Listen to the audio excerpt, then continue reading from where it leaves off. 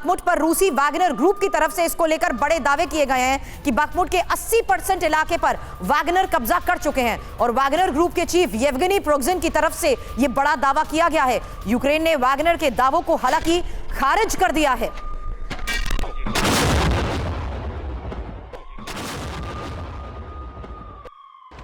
अब बखमुट पर किसका कब्जा है यह बड़ा सवाल बना हुआ है, क्योंकि दोनों तरफ से दावे जरूर किए जा रहे हैं, लेकिन रूस के सहयोगी वैगनर ग्रुप का यह बड़ा दावा, जहां 80% बखमुट पर कब्जे की बात कही जा रही है और वैगनर ग्रुप के चीफ येवगेनी प्रिगोजिन की तरफ से यह दावा किया गया कि बखमुट के पास लेफ्ट और राइट फ्लैंक्स रूसी एयरफोर्स को सौंपा गया है।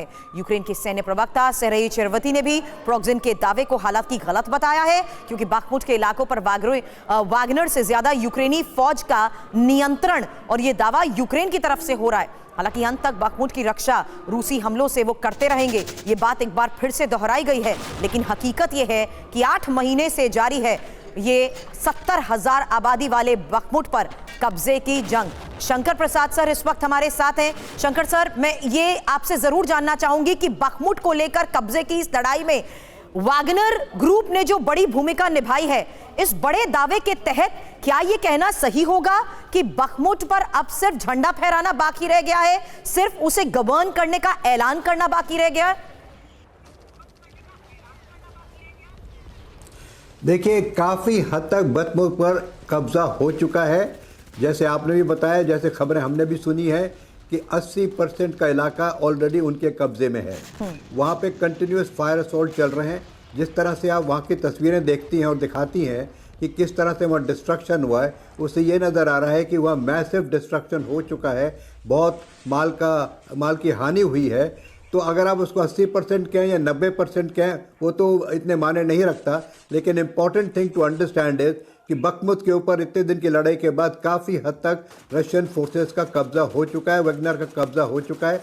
अब झंडा कब लहराएंगे वो बात अलग है, वो that is more political than military. लेकिन मिलिटरीली इसका 2 चीज़ें क्लियर समझ में आनी चाहिए कि द काइंड ऑफ डिस्ट्रक्शन, जिस तरह की डिस्ट्रक्शन बखमुत में हुई है पिछले कुछ दिनों में, वह मैं समझता हूं कि उसको रीबिल्ड करने में बहुत समय लगेगा, बहुत पैसा लगेगा। कब होगा, कैसे होगा, इसका हमें अंदाजा नहीं हो सकता। लेकिन हाँ, ये जरूर है कि इसमें अब यूक्रेन फोर्सेस को इसके बारे बहुत बड़ी परेशानी खड़ी हो चुकी है।